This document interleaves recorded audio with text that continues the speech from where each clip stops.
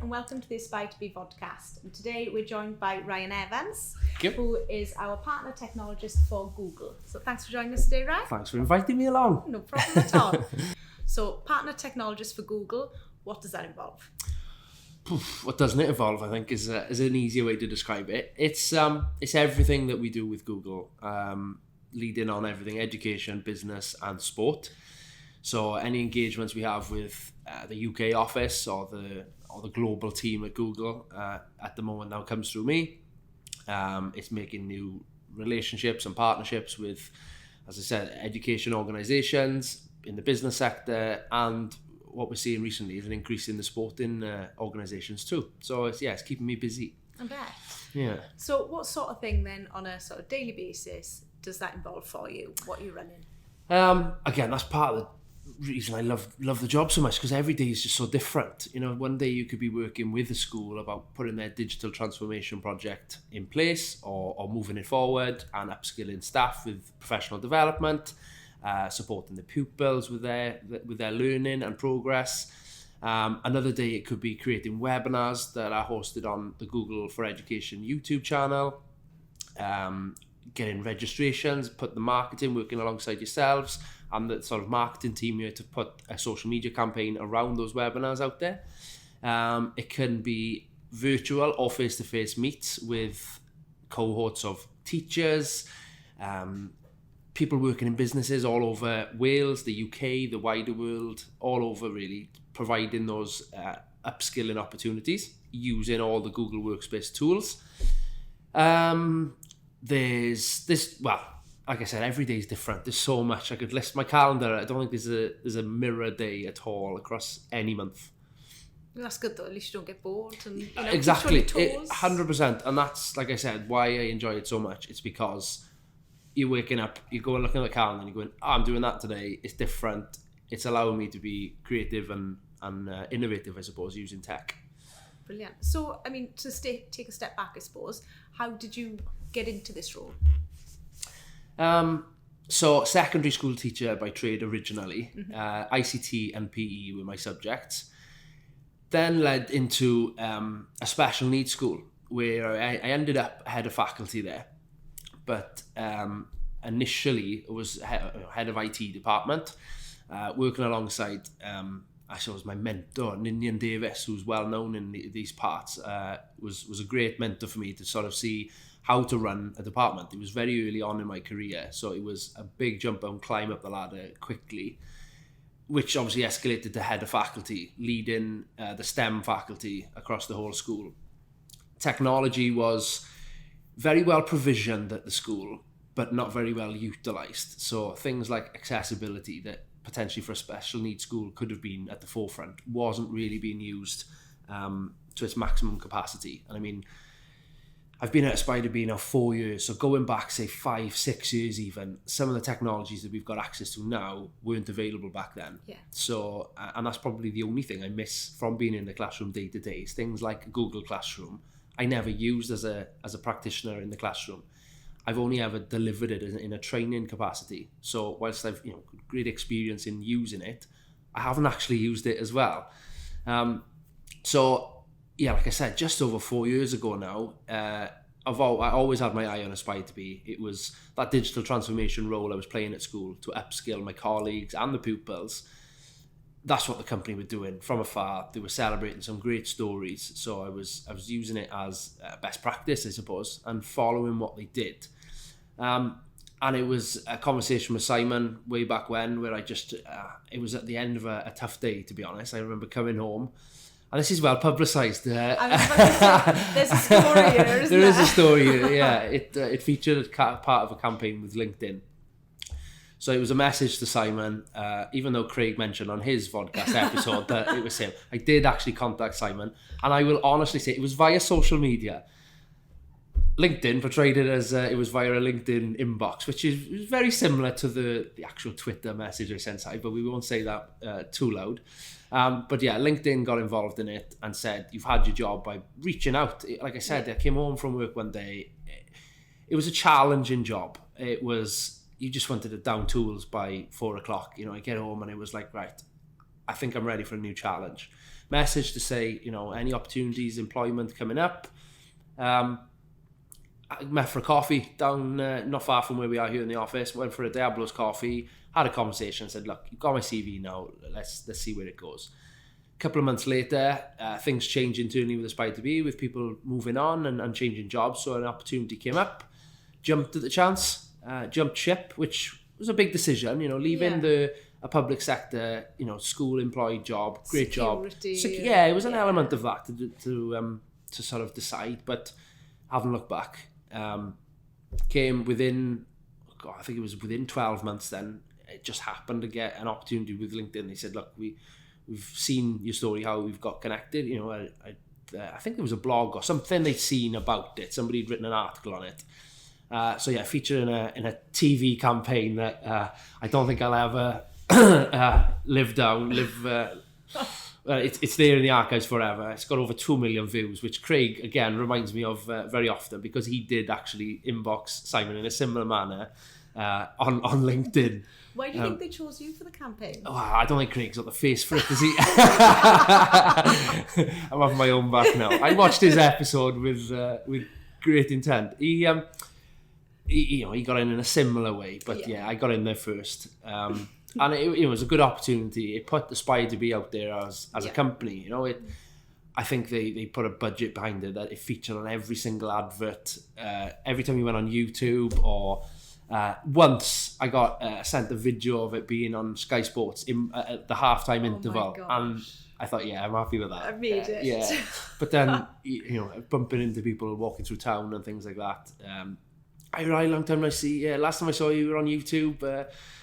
Yeah, you can imagine. And my wife's a primary school teacher, and pupils in her class were even saying, oh, Mr. Evans is on telly again, miss. You know, it was obviously loved that as a little bit cringe, yeah, but a good experience. You know, it was to have a video team. There was about 18 members of staff they brought, the production company. Oh my gosh. And obviously Sophie, Nick, Paul at the time who was with us, and Ricky were all sort of on set for the day with me. And then we went to Pencoed to film in the primary school. So yeah, and that's how got into the role, and that was the end of that, I suppose. 4.5 years, nearly, just over 4 years I think it is now. I haven't looked back. You don't miss teaching at all? I think elements of it, yes. Yeah. There's relationships with staff. You know, there was a great team of staff I worked with at the school, but probably the pupils. The majority of pupils, we'll say, you know, good relationships and rapport with. It was an SEBD school, so there was characters there, to say the least. And you know, I bump into some now who are, you know, early 20s, and I'm thinking, oh my god, I remember you when you were in year 7, and it's great to see some of the, you know, some really nice success stories. As you can imagine, a wide range of life paths they've gone down. So it's great to see some of them bumping it, and they still remember you, and there's you know, the respect is still there as well, and it's both ways. You know, it's nice to catch up with them. Not so long ago, bumped into an ex-pupil and remembered my eldest, who was born when I was a form teacher. Remembered his name and just little things like that. You know, and it was, I do miss that camaraderie, I suppose, with the pupils you could have. However, it's been a bumpy 2 years now, really, with the pandemic. You know, I take my hat off to all teachers. My wife being one, teaching remotely and things like that has been difficult. Being in a different working environment, supporting, you know, educators and things. I'd much rather be doing that, you know, flexibility, working from home and things like that, without those added pressures. So I think I got out just at the right time of teaching. Yeah, good time, definitely. So I suppose that takes us on to your role then, and like you say, with the pandemic and things, has that changed the nature of your role and changed the face of what you do? Yeah, elements of it. You know, it's obviously delivery from home, and we were quite a flexible organisation to begin with. You know, a couple of days a week, if we needed that downtime to work from home, we could. There's less times coming to the office here in Swansea, but it's good to catch up with people as well in a face-to-face environment. Definitely. You know, a lot of the time. But yeah, working from home, it's a different. I like getting in front of people in a room where I've got 20 educators or business staff, etc., and I do my training in front of a big screen, and just gauging body language and people's demeanour, and sort of attitude towards it, I suppose. How are they getting on with it? How are they finding it? You can see it. Doing that remotely when you're just sometimes looking at webcams, or sometimes even worse when they're turned off, it's hard to judge, you know, how are you getting on, everything okay? And there's different challenges. I don't dislike it. You know, I mean, I can do the school run in the morning, come home, get my coffee and sit in front and deliver all morning, bit of lunch, deliver all afternoon, day's done. You know, and it does sort of take out the travel and the logistics. Yeah. So there's a lot of positives. But I do enjoy, you know, we've recently started going back into schools and businesses, delivering face-to-face. If I had to pick, I'd probably do the face-to-face. But I mean, you know, remotely, it's offered up a lot of opportunities over the last 2 years, you know, that I haven't had to travel for. So within your role as well then, I suppose, has what you've been actually doing changed as well? So not just the sort of the nature of it, but the actual content. So I know with our schools, our education programs, obviously with them migrating more to an online delivery, how has that affected your work? So coming in from a special needs school, I had the lead role in inclusion element, accessibility and things across Apple, Microsoft and Google. When we were going into schools, it was sort of my background was an experience, and my passion for it allowed me to be at the forefront of, this is a great tool to help with a visual need, hearing need, literacy need, you know, your dyslexias and things like that. And that changed during the pandemic. Obviously, we couldn't get into schools to support those educators who would then consequently knock on and support the pupils. So I had the opportunity, again, which wouldn't have happened without the pandemic, to get into the Google Innovator Academy. So I was lucky to get selected to go into that, and it allowed me to create Included You, which I'm repping here today in my hoodie. It's a not-for-profit, it's a completely free tool, and it's basically a framework website full of resources, and you can identify what the needs of your pupils are, or one specific pupil maybe, and go through the process of looking at their learning need, then this subcategory of need, so something like a sensory and physical need, then looking at, is it visual, hearing, physical, whatever it might be, then choosing the technologies, what you've got access to as your devices, and then of course there's all these different tools. So it's that remote learning that we've offered, and it's gone global. There's a huge number of people in the States, in South America, Australasia, all these different countries that have used the site of some sorts, and that's been really an element of pride, I suppose, of being able to say, well, I've put this platform together, along with a lot of other people supporting, internally here at Aspire to Be, and on a global network scale, I suppose, a community of Google trainers, Apple educators, Microsoft innovative educators, etc., who've pooled their knowledge and understanding, put them into some video resources and top tips and things, and allowed the site to go and support. So that probably wouldn't have happened without the pandemic, because it needed to be a site rather than in person. But it's just scaled up. So like I said, it's got a global reach, and it's something I'm quite proud of the last 18 months, I suppose, developing that. It's an incredible achievement, isn't it? Yeah, and, it's hopefully going onwards and upwards as well. There's a few things potentially in the development plans at the moment to make it that even better resource for educators. Even businesses, it wasn't really the target audience. But when we're delivering training and professional development sessions to people who are working in an office, they might have needs that weren't identified when they were in school themselves, or you know who can use some of these tools as well. So it's the audience is being broadened, and that was never initially the plan. It was literally for pupils initially. Then educators started saying, well, this is a great tool for my productivity. You know, there's some great tools on there that can aid their day-to-day life without even speaking or showing a pupil that tool. And likewise with the business world. So it's pivoting slightly at the moment, which is exciting. Yeah, definitely. So as well as all your Included You work, what sort of both direct and indirect work do you do alongside Google? Yeah, so you mentioned indirect and direct. It's sort of different campaigns and projects for me. Working directly with Google is obviously commissioned work. So we've done so many webinars over the last 2 years now, I suppose, with the pandemic, where it's myself or Beth or Nick or Craig or whoever it might be, online, live on YouTube, delivering that Google Certified Trainer delivery, demonstrations, case studies, interviewing schools, and tried and tested approaches to rolling out Google in their schools. We've done individual projects, things like accessibility webinars and festivals and sessions around supporting new or beginner stage users of Google across organizations.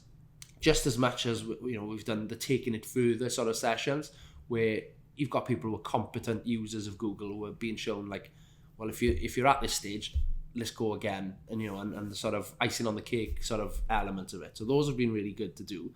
The indirect stuff. So with 2022, we've got a calendar of events now that we're putting down where they're going to be a lot of face-to-face, which is, again, as I mentioned, great for us to get back into organizations and things, but also virtual opportunities for people who are either starting out or, again, sort of intermediate users looking to get the extra tips and tech tips and hacks and things like that. So we've got a calendar of these events, and that's me working indirectly then with Google, so representing them just as much as Nick and Dean are doing their Apple and Microsoft stuff. So we're offering that holistic approach to professional development. And I can't wait to get started with those now, if I'm honest. The logistics are in place, the dates and the titles and things like that. All the planning is underway. Really looking forward to sort of getting out there. This time, isn't it? Because you know what you've got to do, and it's just like getting out there. Well, it's been, the pandemic has obviously saw us had a huge spike in need of people needed training there and then. So Aspire Ed came in and was like a huge opportunity for us to pivot in our services, to still support educators in their training. A lot of those educators who've been through those courses are now saying, well, what next? Yeah. So for us to say, right, we've got a specific literacy event, really affordable, regionalised as well across the country, so everybody can sort of say, yeah, that's the location I can get to. It will provide them an opportunity, almost trainer. So we can showcase best practice that we've seen and we have tried and tested ourselves, and experience from learning from other schools, etc. Pooling all that best practice, showcasing it to individuals, allowing them to have that development, but then also allowing them to go back to their schools and say, perhaps in a staff meeting or some opportunities they'll have to then support their colleagues. And it's vital then that they keep the snowball sort of rolling, allowing the pupils to have access to the best, more skilled staff that they possibly can get. Yes. And to allow, the pandemic brought that line in the sand moment for technology. It really opened the door for it to sort of get immersed in everyday teaching and learning. Yeah. So I think that these sort of sessions coming up now will allow staff to have that next level of support from us. So yeah, like I said, I'm itching to get out and start delivering and meeting people, from all nice sorts. To get face to face. Yeah, there's only so many webcams you can look back at, to be honest. So if people are interested in getting involved in any of these, the details will be on our website, on our social media. Yeah, social media. Have a look at the company ones. We'll all be promoting it ourselves on our own social medias. The website, you won't be able to not see it, I hope. With the advertising, it has started. It's very much on track with the thing. People are signing up, registrations are coming through thick and fast. There is capacities on some of these events, so I would say act fast, act quick, get involved. If there's any queries about anything, we're always open. Our inboxes are open to have that conversation about sort of what about doing an event like this, particularly here in Wales. We get that a lot. With the DCF, the Digital Competency Framework, Wales are in a very unique place. We've got so many variables working with schools, a Welsh speaking school, a non-Welsh speaking school, immersed in the DCF, not immersed in DCF, hub or not hub. There's so many different challenges, and people have been messaging saying, is this suitable if we're using hub? Totally. We want to support all educators in Wales. So it's open to everybody to come and utilise what we're going to show at these events. Brilliant. And as well as education, obviously we're providing digital skills training courses to businesses as well.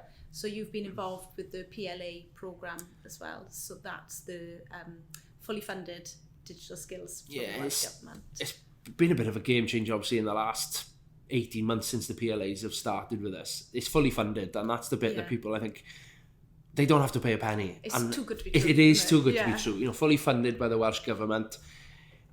It's pretty much what we've majority of the time been doing, you know, with businesses. It's allowed us sort of foot in the door with a lot of organisations, working with housing associations, to solicitors, to accountants, teams of staff, where we obviously upskill them in their use of mainly Microsoft. I've been leading on all the Google deliveries. Again, those opportunities are still available, and people can sign up, get in touch. You're probably the person I would direct them to on that.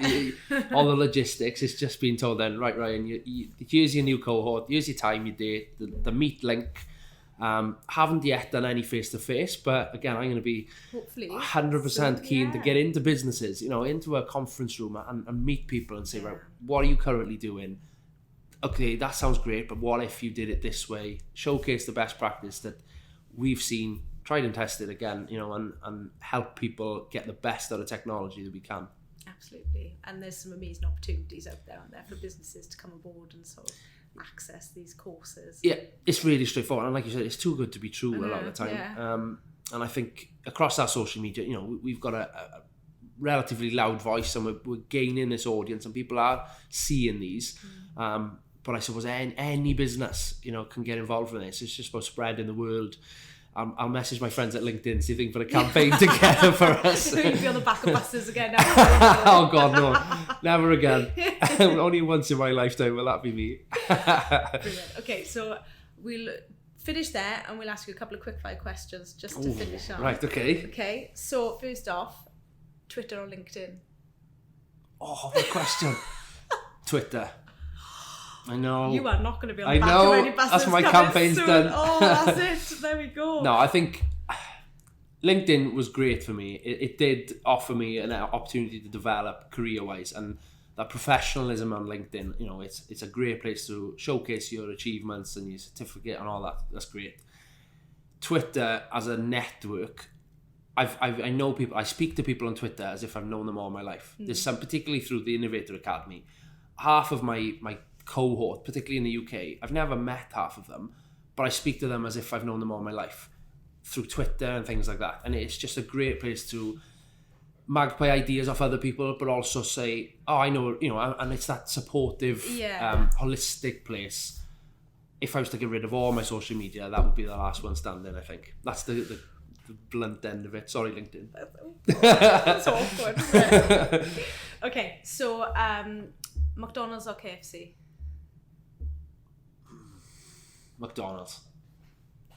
Football or rugby? Football. That was the easiest one. Ah, yeah. Okay, who's your favourite colleague? Oh! You don't have to say me. I know it's not. Oh, you don't have to. What a question! Favourite colleague? I'm not going to tell you what everyone else has said. Oh, this is a very political question. You've got so many different things. I've known Nick the longest. We were in uni together. Yeah. Craig and I share lifts most mornings from the west, coming to Swansea. Sophie cooks the nicest cakes. I was about to say, who cooks for you? Yeah, Sophie cooks the nicest cakes. We'll always do anything you need help with. She's good as gold with it. Even though I rank probably at the bottom of her list. I think you've dropped out of the top 5 for her, I think. Oh, Joe, who's recently come on board, who will hopefully be on his own podcast soon enough, has been excellent since he's come in as the sort of the digital apprentice we've had in the company. I line manage Joe, and I couldn't have asked for a better apprentice to come through over the last 12 months.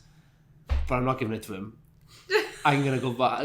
See, it's a tricky one, but I think purely for my sweet tooth, I'm saying Sophie on my number 1 on this. What a question that is. You creep. Yeah. Carrot cake, please, Soph. Brilliant. Well, thank you very much for coming in today, Ryan. Thank you. It. Cheers. Thanks.